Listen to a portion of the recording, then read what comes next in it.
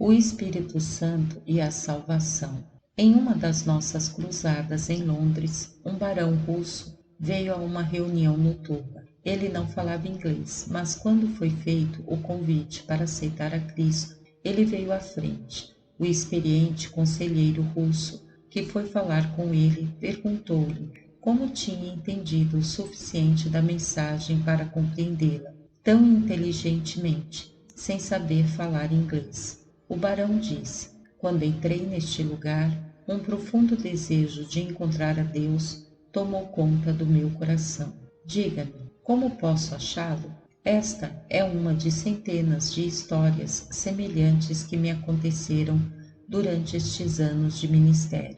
Em nossas cruzadas temos conselheiros que falam diversas línguas. Por exemplo, em nossa última cruzada em Toronto, tínhamos conselheiros capazes em 28 línguas. É impressionante que em quase cada evangelização há pessoas aceitando o convite que entendem muito pouco ou nada do idioma em que foi proferida a mensagem. Eu vejo nisto claramente a atuação do Espírito Santo, trazendo pessoas ao Salvador sem levar em conta a barreira da língua. Quando alguém vem a Cristo, a Bíblia nos diz que o Espírito Santo esteve atuando das mais diversas maneiras. Talvez algumas destas fujam à nossa compreensão, mas isto não altera o fato de que o Espírito Santo está profundamente envolvido em nossa salvação. Neste capítulo abordaremos alguns dos meios que o Espírito Santo usa para nos trazer a Cristo. O novo nascimento é indispensável. Nós vivemos em um mundo revolucionário, em constante mudança. A capacidade moral das pessoas está muito aquém do seu conhecimento tecnológico e das suas descobertas. Isso pode levar a raça humana a um desastre. À luz deste fato, a maior necessidade do mundo é conseguir transformar a natureza humana. Muitos cientistas estão dizendo que o mundo precisa urgentemente de uma nova geração de homens e mulheres renovada. Mesmo políticos radicais e humanistas falam de um novo homem. Isto evidencia que eles sabem que o ser humano não é suficientemente bom do jeito que está e esperam pelo advento do novo ser humano que dizem surgirá quando a sociedade estiver mudada a um ponto tal que permita a sua formação. Existe também alguns tecnocratas que acreditam em um avanço tão rápido da tecnologia que em breve estaremos em condições de criar uma raça humana totalmente nova. Temos engenheiros genéticos que acreditam serem capazes, antes do fim deste século, de criar qualquer tipo de pessoa que quiserem. Mas isto é somente uma resposta para a necessidade de mudança do ser humano. Ciência e tecnologia não podem mudar a natureza humana assim. Reestruturação econômica não pode mudar a natureza humana básica. Nenhum tipo de boa vontade ou raciocínio sincero pode mudar a natureza humana básica. Somente Deus, aquele que nos criou, pode nos recriar. E é precisamente isto que Ele faz quando nós nos damos a Jesus Cristo. A Bíblia diz: e assim, se alguém está em Cristo, é nova criatura. As coisas antigas já passaram, eis que fizeram novas. 2 Coríntios 5, versículo 17. Que afirmação impressionante! A Bíblia fala de diversas maneiras desta transformação. Um dos termos mais significativos é nascer de novo. Da mesma forma que fomos nascidos fisicamente, podemos nascer de novo, espiritualmente, pois fostes regenerados, nascido de novo, não de semente corruptível, mortal, mas de incorruptível, mediante a palavra de Deus, a qual vive e é permanente. 1 Pedro 1, versículo 23. Certamente poucas passagens do Novo Testamento falam tão diretamente sobre o papel do Espírito Santo na nossa salvação como o 3º capítulo de João. Nele, João nos relata uma conversa que Jesus teve com um líder religioso muito influente chamado Nicodemos. Nicodemos era rico e fazia parte do Sinédrio, o conselho de governo da nação judaica. Provavelmente jejuava diversas vezes por semana e passava todos os dias algum tempo no templo em oração. Dava o dízimo do que ganhava e, ao que parece, era um mestre religioso de destaque. Em certos círculos hoje, ele seria considerado um cristão exemplar, mas Jesus lhe disse que tudo de bom que ele fazia não era suficiente. Jesus lhe disse: todos vocês precisam nascer de novo. João 3, versículo 7. Jesus continuou explicando que este novo nascimento, esta regeneração espiritual, é efetuado pelo Espírito Santo. O vento sopra onde quer, ouves a sua voz, mas não sabes de onde vem, nem para onde vai. Assim é todo o que é nascido do Espírito. João 3, versículo 8. Há um quê misterioso nisso. Nós não podemos compreender como o novo nascimento acontece.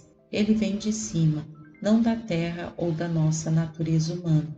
Vem por causa do amor e da graça de Deus. Vem por causa da morte e da ressurreição de Jesus Cristo. Vem por ação do Espírito Santo. A Bíblia alerta, em seu comentário sobre João 3, descreve nestes termos o encontro de Jesus com Nicodemos. Que choque deve ter sido para Nicodemos ficar sabendo que sua religião não era suficiente, e nunca o é. Ele veio a Jesus, dirigindo-se a ele, como um mestre vindo de Deus. Jesus conhecia Nicodemos, assim como conhece todas as pessoas. João 2, versículos 24 e 25. E Jesus sabia que ele precisava mais de que um mestre, um professor, precisava de um Salvador, precisava mais que de religião, precisava de regeneração, precisava mais que de lei, precisava de vida. Jesus foi direto ao assunto. Todos vocês precisam nascer de novo. Nicodemos perguntou: como pode um homem nascer sendo velho? Foi muito natural Nicodemos ter feito esta pergunta, e Jesus esclareceu a diferença entre os dois nascimentos. O que é nascido da carne é carne. A carne nunca muda. E o que é nascido do Espírito é Espírito. O Espírito nunca muda. João 3, versículo 6. Jesus sabe o que está no coração de todas as pessoas, a doença fatal que causa mentiras, roubos, ódio, preconceitos, ganância, desejos imorais. Ele disse: do coração procedem os maus desígnios, homicídios, adultérios, prostituição, furtos, falsos testemunhos, blasfêmias. São estas as coisas que contaminam o homem. Mateus 15, versículo 19 e 20. Os psicólogos sabem que alguma coisa está errada com a raça humana, mas não são da mesma opinião quanto ao que é. A Bíblia diz que o problema da humanidade é resultado direto da sua decisão, como raça inteligente, moral e responsável, de se revoltar contra a vontade de quem a criou. A Bíblia chama a doença do ser humano de pecado. Pecado é desobediência à lei. 1 João 3, versículo 4. É deixar de fazer a nossa obrigação, não fazer o que sabemos que deveríamos fazer, do ponto de vista de Deus. É chamado de iniquidade, desviar-se de um caminho reto. Isaías diz: todos nós andávamos desgarrados como ovelhas, cada um se desviava pelo caminho. Isaías 53, versículo 6. A Bíblia ensina que o pecador está morto em relação a Deus. Por um só homem entrou o pecado do mundo, e pelo pecado a morte. Assim também a morte passou a todos os homens, porque todos pecaram. Romanos 5, versículo 12. Por isso, uma mudança radical no interior do ser humano é indispensável. O homem não consegue realizar esta mudança, nem merecê-la. É uma mudança que a ciência não pode efetuar, é algo que somente Deus pode e deve fazer. O Espírito Santo nos convence e nos chama. Um dos efeitos mais devastadores do pecado é que ele nos cegou para não o reconhecermos em nós mesmos. O Deus deste século cegou os entendimentos dos incrédulos, para que lhes não resplandeça a luz do Evangelho da glória de Cristo, o qual é a imagem de Deus. 2 Coríntios 4, versículo 4. Só o Espírito Santo pode abrir os nossos olhos. Só Ele pode nos convencer da profundidade do nosso pecado. E somente Ele pode nos convencer da veracidade do Evangelho. Esta é uma das razões de o Espírito Santo ser chamado de Espírito da Verdade. Em João 14, versículo 17, Jesus, falando do Espírito Santo, disse: Quando ele vier, convencerá o mundo do pecado,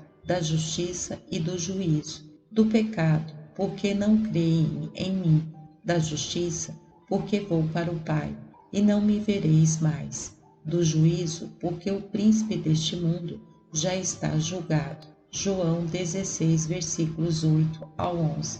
Christian Macken escreveu: a atuação misteriosa do Espírito de Deus é indispensável no novo nascimento. Sem isto, todos os nossos argumentos são inúteis. O Espírito Santo, no novo nascimento, não transforma uma pessoa num cristão passando por cima das evidências, mas pelo contrário, tira a neblina de diante dos seus olhos, para que ele possa ver as evidências. Temos de nos lembrar também que o Espírito Santo usa a verdade contida na Palavra de Deus para convencer nosso coração. A Bíblia nos diz: a fé vem pela pregação e a pregação pela Palavra de Cristo. Romanos 10, versículo 17. E em outro trecho: a Palavra de Deus é viva e eficaz, e mais cortante do que qualquer espada de dois gumes, e penetra até ao ponto de dividir alma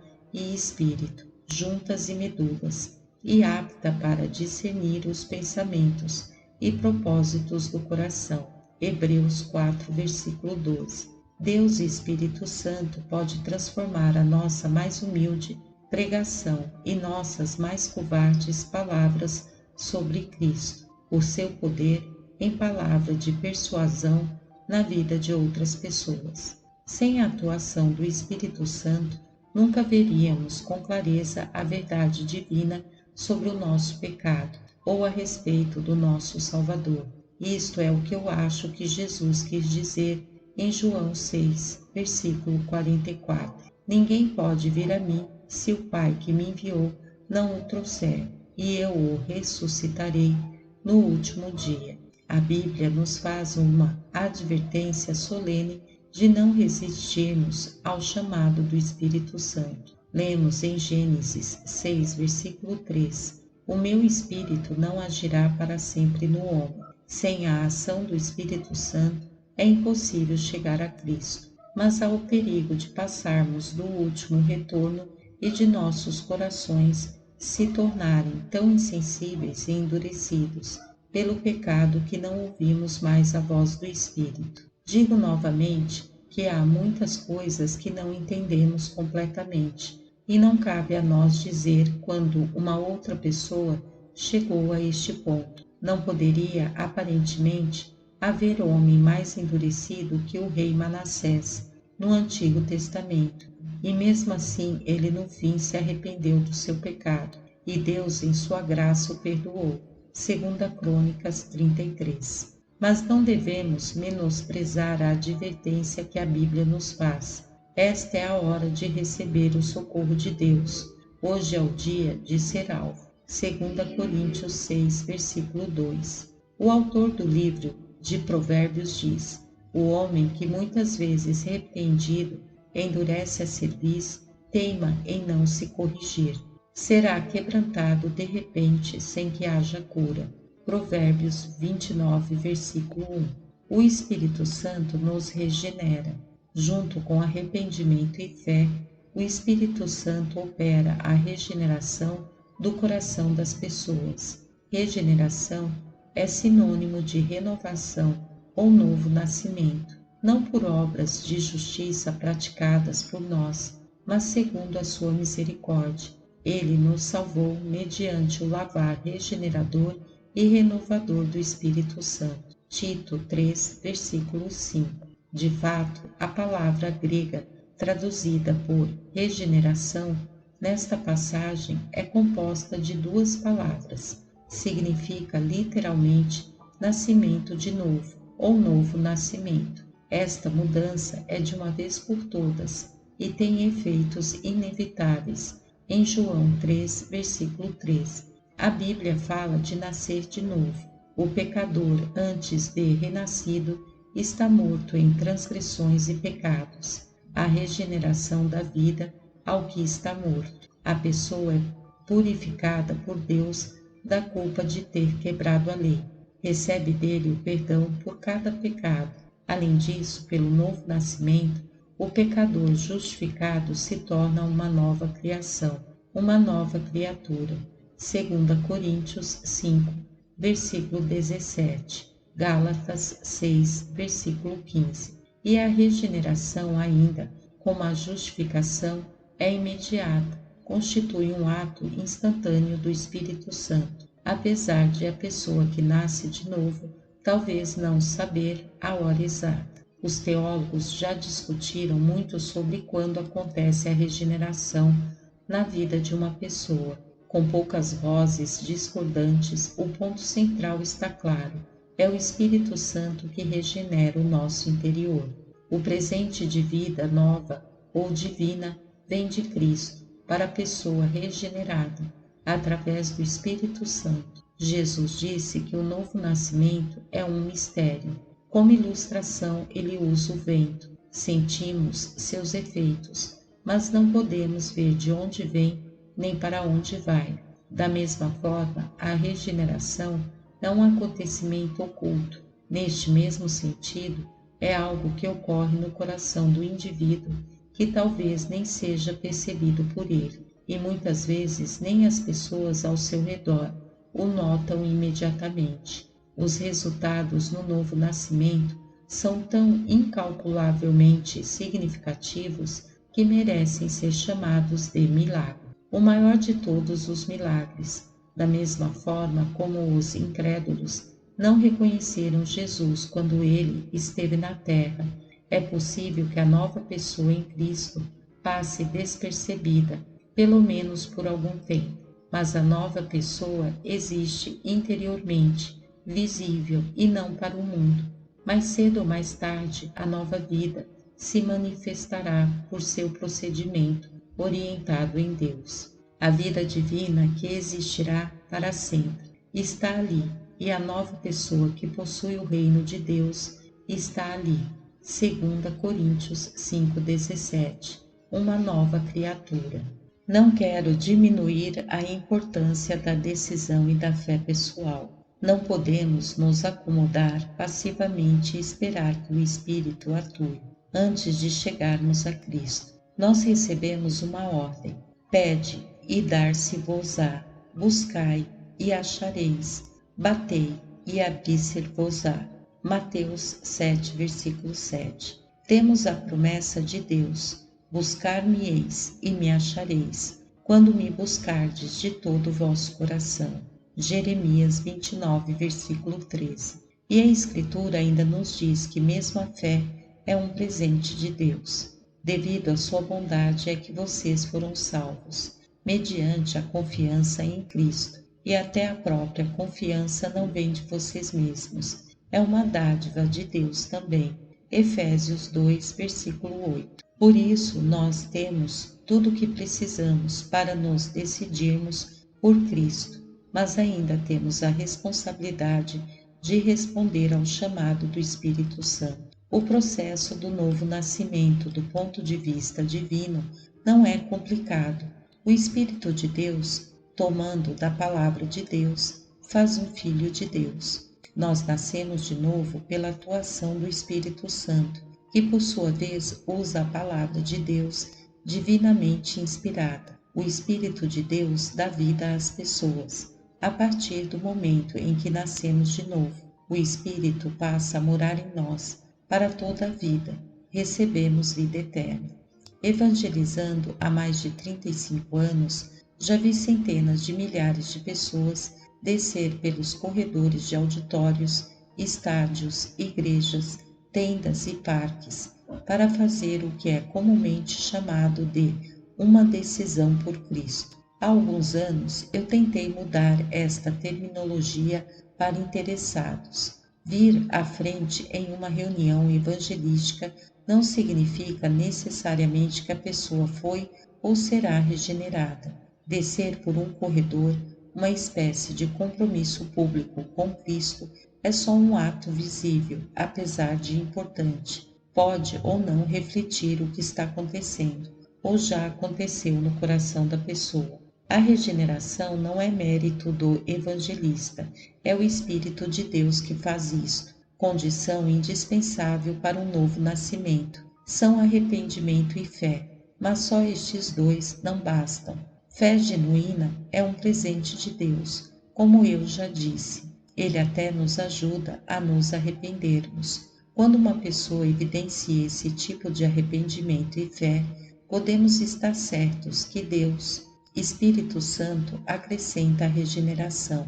Nisto vemos o amor e a graça de Deus, derramados sobre pecadores sujeitos a julgamento, através de Jesus Cristo. Assim, nascer de novo significa, como o Pai ressuscita e vivifica os mortos, assim também o Filho vivifica aqueles a quem Ele quer. João 5, versículo 21.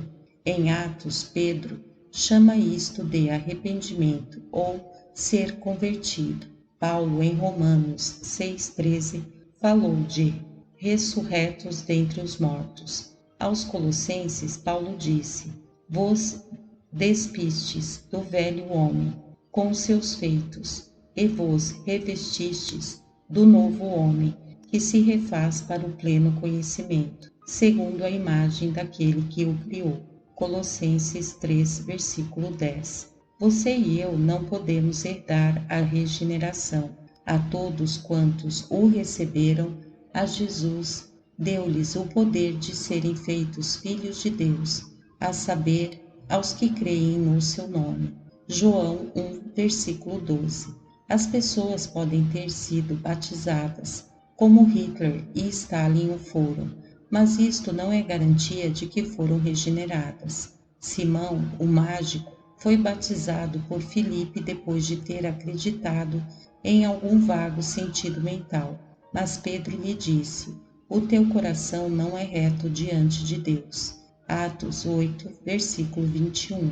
Alguém pode ter sido confirmado em uma ou mais igrejas litúrgicas, mas isto não significa necessariamente que ele foi regenerado. Lemos no livro de Atos: o Senhor acrescentava-lhes dia a dia os que iam sendo salvos. Atos 2, versículo 47. A única condição indispensável para a admissão na igreja primitiva era a regeneração. E também ninguém pode ser regenerado fazendo boas obras, não por obras de justiça praticadas por nós, mas segundo sua misericórdia. Ele nos salvou mediante o lavar regenerador e renovador do Espírito Santo. Tito 3, versículo 5. Alguém pode se tornar sócio de qualquer clube na cidade, envolver-se em todas as atividades beneficentes e ser durante toda a vida uma pessoa boa, moral, e mesmo assim, nem mesmo saber o que quer dizer ser regenerado. Outros tentam regenerar-se tomando bons propósitos, fazem o melhor possível para melhorar a si mesmos, tornando sempre novas resoluções. Mas a Bíblia diz: todas as nossas justiças são como trapo de imundícia. Isaías 64, versículo 6. Algumas pessoas bem-intencionadas tentam mesmo alcançar a salvação imitando a Cristo em suas vidas, mas Deus não aceita isso, porque ninguém pode realmente imitar a Cristo Cristo era puro. As pessoas são pecadoras, mortas em pecado, precisam de vida que só o Espírito Santo pode prover através da regeneração. Você foi regenerado pelo poder do Espírito de Deus? Não há nenhuma outra coisa que pode trazer um renascimento espiritual à sua vida. Mas Deus enviou seu Filho a este mundo para dar-nos vida nova. Deus nos deu sua palavra e o poder do Espírito Santo para usá-la e trazer-nos regeneração, renascimento espiritual. O novo nascimento trará consigo uma mudança em seu relacionamento com Deus, uma mudança em seu relacionamento com a sua família, uma mudança em seu relacionamento com você mesmo, uma mudança em seu relacionamento com seus vizinhos. Se você for um crente obediente, ele trará gradualmente uma mudança de disposição, afeição, objetivos, princípios e visão. O Espírito Santo nos dá certeza. Às vezes, nós nos sentimos confusos depois de aceitar a Cristo como Salvador, porque muitas das velhas tentações não desapareceram. Ainda pecamos, às vezes explodimos. Orgulho e inveja ainda tomam conta de nós de vez em quando. Isto não só nos deixa confusos, mas nos desencoraja e pode nos deixar deprimidos espiritualmente. Talvez até tenhamos algum pecado insistente que nos assedia e que parece que não somos capazes de vencer. Mas no momento em que você e eu recebemos a Cristo e fomos regenerados pelo Espírito Santo, você e eu recebemos uma nova natureza, de forma que agora temos duas naturezas. A velha natureza é do nosso primeiro nascimento, a nova natureza é do novo nascimento. Pela velha, somos filhos da carne, pela nova, filhos de Deus. É por isto que Jesus disse a Nicodemos que vocês precisam nascer de novo. Seja qual for o problema, sempre que a natureza velha se manifesta em nós, um crente novo pode duvidar se realmente foi regenerado. Satanás quer que nós duvidemos da realidade da nossa salvação, o que na verdade é duvidar da palavra de Deus. Falarei mais extensamente sobre a certeza da nossa salvação em outro capítulo, mas a esta altura precisamos nos lembrar que o Espírito Santo também nos dá a certeza de que nascemos de novo e nos tornamos membros da família de Deus. E o Espírito Santo também nos dá testemunho. Hebreus 10, versículo 15. Sabemos pela palavra escrita de Deus e pela atuação silenciosa do Espírito em nossos corações que nascemos de novo, apesar das acusações de Satanás. O próprio Espírito testifica com o nosso espírito que somos filhos de Deus. Romanos 8, versículo 16. Como nascer de novo? Em primeiro lugar, compreenda que você, aos olhos de Deus, é pecador. Talvez você ache que não é má pessoa, porque sabe que viveu uma vida decente. Por outro lado, talvez você esteja carregando consigo uma culpa por alguns pecados cometidos no passado. Seja qual for o seu passado, a Bíblia nos diz que não há justo, nem sequer um. Romanos 3, versículo 10. Todos nós quebramos a lei de Deus e não merecemos nada a não ser a ira e o julgamento de Deus. Em segundo lugar, compreenda que Deus o ama e que enviou seu Filho para morrer em seu lugar. Se você merece morrer por seus pecados, mas Cristo morreu em seu lugar, pois também Cristo morreu uma única vez pelos pecados, o justo pelos injustos, para conduzir-nos a Deus. 1 Pedro 3, versículo 18. Isto é o maravilhoso no Evangelho, que Deus nos ama. Ele ama você, apesar de você ser um pecador. Em terceiro lugar, arrependa-se dos seus pecados. A palavra arrependimento no grego significa mudança de atitude. Quer dizer que eu admito ser um pecador e estou triste por ter pecado. Mas arrependimento também significa que eu volto as costas para os meus pecados, rejeito-os e decido viver pela graça de Deus, como Ele quer que eu viva. Jesus disse: se não vos arrependerdes, todas igualmente pereceis. Lucas 13, versículo 3. Arrependimento envolve uma disposição de abandonar o pecado e entregar a vida a Jesus, que agora é o Senhor dela. Vemo-nos agora como Deus nos vê e oramos: Deus, tem misericórdia de mim, um pecador. Lucas 18, versículo 13. Em quarto lugar, venha a Cristo em fé e confiança. A Bíblia nos diz que a salvação é um presente. Deus fez tudo para que a salvação esteja à nossa disposição, mas nós temos que estender a mão e receber este presente, porque o salário do pecado é a morte, mas o dom gratuito de Deus é a vida eterna em Cristo Jesus, nosso Senhor. Romanos 6, versículo 23. Como você aceita este presente? Por um simples ato de fé, dizendo sim a Cristo. Se você nunca aceitou a Cristo em sua vida, eu o convido a fazê-lo imediatamente. Antes que passe mais um minuto, diga simplesmente a Deus que você sabe que é um pecador e que está triste por seus pecados. Diga-lhe que você acredita que Jesus Cristo morreu por você e que você quer dar sua vida a Ele neste exato momento, segui-lo como seu Senhor por toda a sua vida, porque Deus amou o mundo de tal maneira que deu o seu Filho unigênito para que todo o que nele crê não pereça, mas tenha a vida eterna. João 3, versículo 16. Se você fez isto, Deus perdoou todos os seus pecados. Que coisa maravilhosa saber que todos os pecados que você cometeu, mesmo as coisas que você não sabia que eram pecado, foram lavados pelo sangue de Jesus Cristo, no qual temos a redenção, a remissão dos pecados. Colossenses 1, versículo 14. Mais que isto, você pode agora aceitar pela fé que é nova criação em Cristo. Jesus lembrou a Nicodemos, durante a conversa que tiveram, de um incidente na viagem dos amigos israelitas pelo deserto. Deus tinha julgado seu povo pecador, enviando cobras cuja picada era fatal. Muitos israelitas estavam morrendo.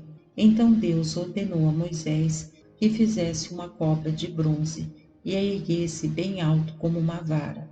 Todos os que olhassem para aquela cobra pela fé, depois de picados, seriam salvos. Isto soava como um insulto à sua inteligência.